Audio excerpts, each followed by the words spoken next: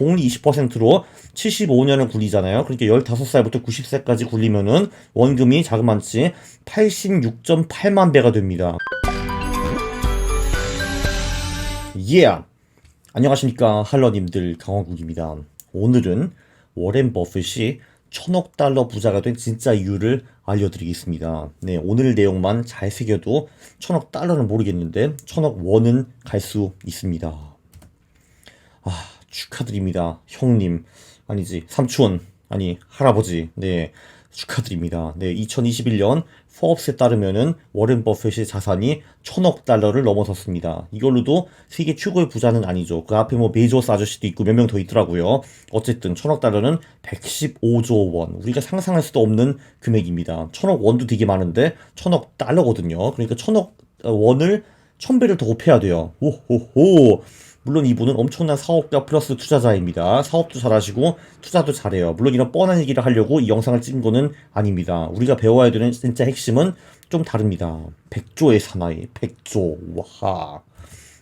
네, 첫 번째, 자신에게 맞는 투자 전략을 하나 찾았습니다. 그게 일단 굉장히 중요하죠. 초창기에는 이분이 벤저민 그레이엄한테 배운 초저평가 퀀트 같은 걸 했습니다. 저퍼, 저 PBR, NCAV 이런 걸 주로 하셨고요. 그거를 60년대 한 중반까지 하신 것 같은데 그때 벌써 자산이 너무너무 커져가지고 더 이상 그런 소형주를 찾기가 좀 어려웠습니다. 그래서 후반기에는 우량 가치주를 장기 보유하는 쪽으로 전략을 많이 바꿨죠. 거기서도 세계 최고가 돼가지고 돈을 더더더 불려가지고 지금 1000억 달러 부자가 되셨습니다. 네, 근데 이 전략이 만능 전략인가? 그거는 아닙니다. 이게 샤프 지수가 0.8, 0.79 굉장히 좋은 전략은 맞는데 뭐 수익률 또는 NDD 차원에서는 이거보다 훨씬 더 우수한 전략들 저는 많다고 봅니다.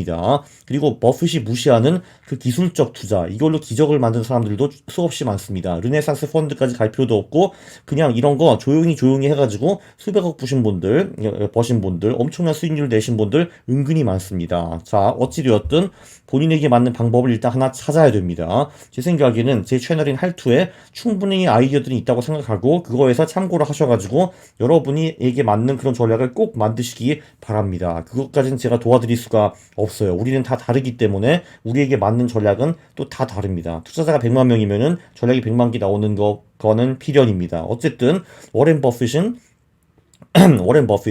본인한테 맞는 그 전략을 찾았습니다. 그리고 그 전략을 계속 고수를 하고 있습니다. 워렌 버핏이 해피한 타임만 있었던 것은 아니었습니다. 1998년부터 2000년까지 버크셔 주식이 마이너스 44% 수익을 냈고요. 그 동시에 미국 시장 S&P 500은 32% 올랐거든요. 야, 그러면은 미국 시장보다 76% 뒤처진 겁니다. 이때 굉장히 조롱을 많이 받았죠. 지금 인터넷 주식에 투자를 해야지. IT지. 아유, 저 워렌 버핏 저 바보탱이. 제조업 같은 거 하고 있어. 바보.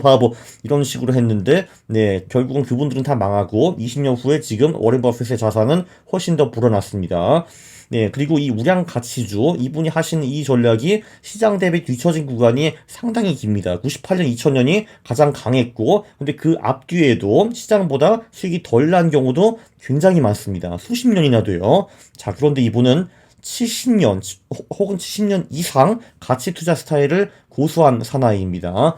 이분이 벤저민 그레이엄의 현명한 투자자를 이긴 게 50년대 초반이거든요. 예, 최소한 그때부터는 가치 투자를 하시는 걸로 알고 있어요. 그 전엔 딴 것도 좀 하신 것 같은데.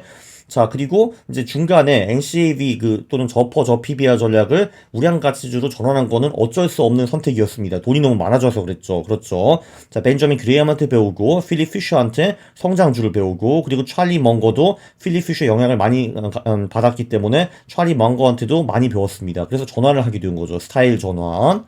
자, 그런데, 진정한 핵심은 지금 옵니다. 그는 오래 살았습니다. 네, 그는 오래 살았어요. 이분이 1929년생이라서, 1930년생인가? 어쨌든 지금 91세거든요. 그리고 이분은요, 10대부터 돈을 불리기 시작했습니다. 10대 때는 가치 투자는 안 했다라고 해도 무슨 조그만 사업 같은 것도 했거든요. 10대 말에 그 고등학교 졸업할 때 버핏은 벌써 수입이 그 교사들보다 더 많았습니다. 자, 그리고 이 돈을 이분이 별로 안 썼잖아요. 그리고 계속 복리로 굴린 겁니다. 네, 복리 20%로 75년을 굴리잖아요. 그러니까 15살부터 90세까지 굴리면은 원금이 자그만치 86.8만 배가 됩니다. 그리고 복리 25%로 75년을 굴리면은 원금이 1854만 배가 되는 겁니다. 이 복리라는 게 진짜 무서운 거예요. 복리 플러스 시간, 기적 이렇게 보시면 될 것 같아요. 네, 그래서 저도 요번에 깨달은 게 있습니다. 제가 요즘 운동을 좀 많이 하거든요.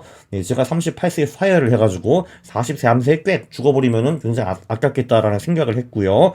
제가 계산을 해보니까 저도 보통 제 자산이 2, 3년 정도에 한 번쯤 더블이 되더라고요. 초창기에는 2007년, 8년, 9년, 2011년, 2012년에 각각 자산이 더블이 되었습니다. 물론 이때는 조금 더 빨랐어요. 왜냐면은 월급이 제 생활에 미치는 그런 영향이 컸으니까요. 그러니까 한마디로 투자 수익을 높게 안 내도 월급을 안 쓰고 자산에 갖다 붙이면은 자산이 더블 되는 거 아닙니까? 아무래도 초창기는 조금 더 빨랐는데 근데 뒤에 가서 보셔가지고 14년, 16년 한 이때부터 벌써 월급이 이제 미치는 영향이 점점 더 줄어들었거든요. 근데 그 후에 봐도 네, 더블이 되는 그 속도가 크게 낮춰지지 않는 걸 알고 있습니다. 여기 2년 걸렸고 여기 처음으로 한번 3년 걸렸었는데 그 후에 다시 2년 만에 더블이 되었고요. 지금 제가 제 재산이 돌아가는 꼴을 보니까 아마 내년이나 내후년 또 1년 만에 더블이 될 것 같습니다. 지금 상황이 이렇거든요.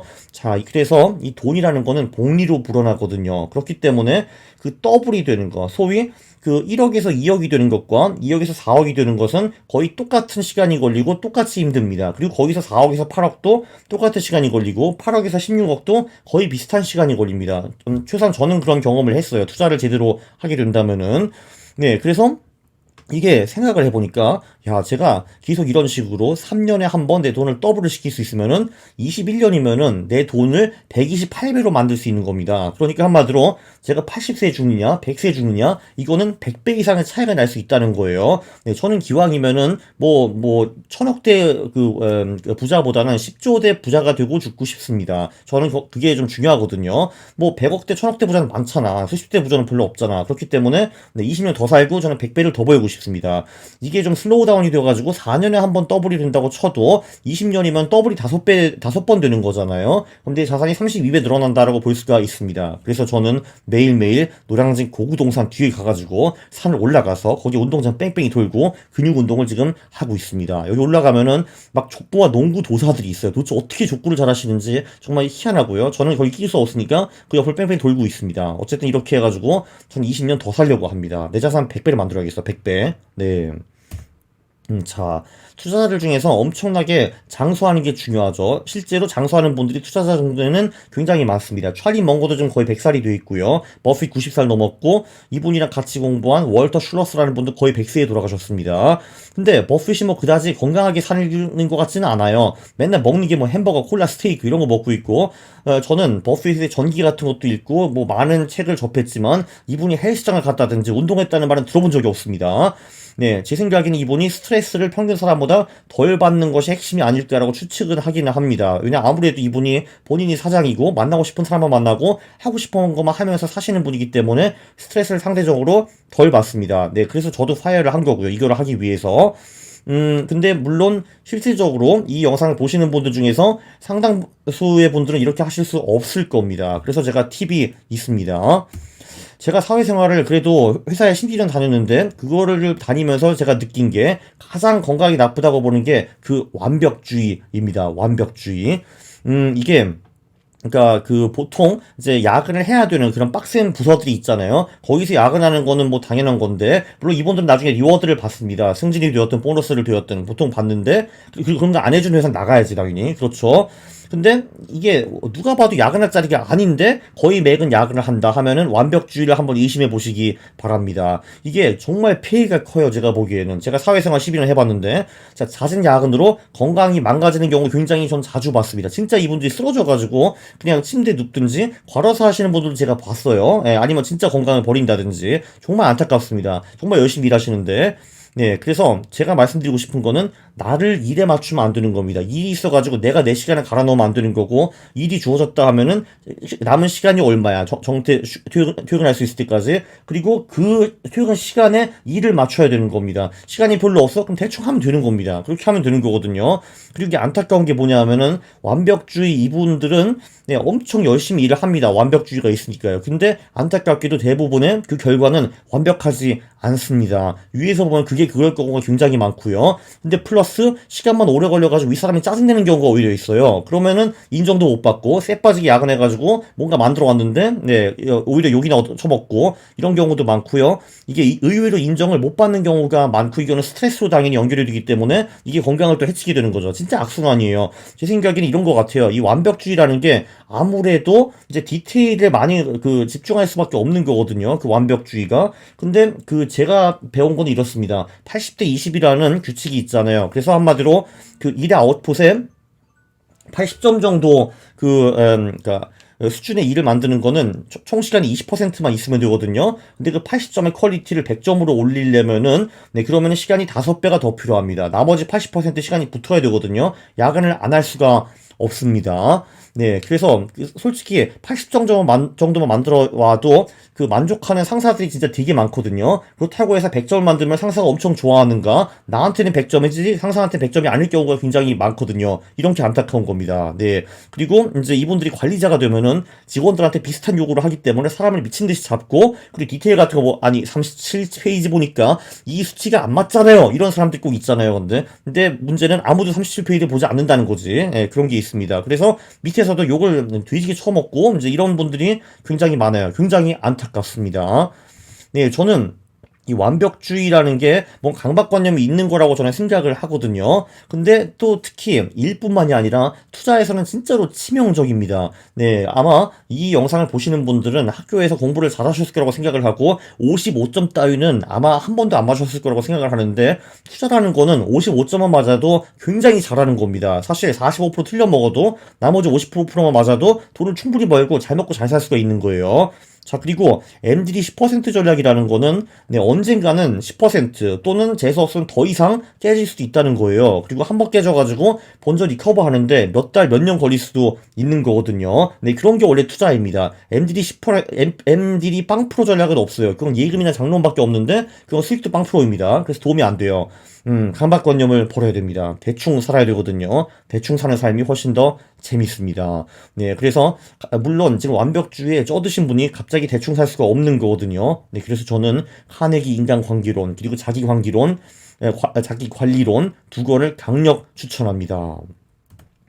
거기서 제가 보기 가장 핵심 내용이 이런 거예요. 이게 아무래도 완벽주의라는 게 이거 잘해야 돼, 잘해야 돼. 이거 못 되면 큰일 나라고 생각하시는 분들이 많은데 자, 걱정을 안 하고 스트레스를 덜 받으려면은 네, 방법이 아주 훌륭한 방법이 있습니다. 영어로는 First ask yourself, what is the worst that can happen? 최악의 상황을 한번 상상해 보아라라고 합니다. 이 막연한 걱정, 이거 안 되면 큰일 나는 거야. 자, 그러면 어떤 큰일이 진짜로 나는가 한번 구체적으로 한번 생각을 보면 되는 겁니다. 자, 보통 프로젝트나 일을 마치잖아요. 그럼 그것 때문에 내가 죽나? 안 죽거든요. 감옥 가나? 안 가죠. 잘리냐? 대부분 잘리지 않습니다. 돈을 잃냐? 내 돈 잃는 거 아니잖아. 그래서 the worst that can happen. 최악의 상황이라는 건 대부분의 경우에는 그냥 좀 깨지고 끝나는 겁니다. 상사한테 깨지면 되는 거거든요. 왜냐면 회사에서 잘린다는 거는 일을 대단히 못한다기보다는 보통 정치력이랑 관계가 맞죠. 내 라인이 전부 다 아웃됐다든지 뭐 이런 거 있잖아요. 그리고 이럴 때도 근데 잘리면 이직하면 되는 겁니다. 별거 없어요 이것도. 그리고 돈 잃으면 그게 내 돈이냐? 회사 돈이지. 네, 그렇죠. 자, 그리고 깨지잖아요? 이게 사실 어느 정도 깨지는 게 최악의 상황이에요. 냉정하게 보면은. 근데 그거 대처하는 것도 굉장히 쉽습니다. 저는 깨지면은 되게 간단했어요. 아, 네. 굉장히 미안한 이제 표정을 지어야죠. 뭐 이런 식으로 한 다음에 아, 네, 맞습니다. 아, 죄송합니다.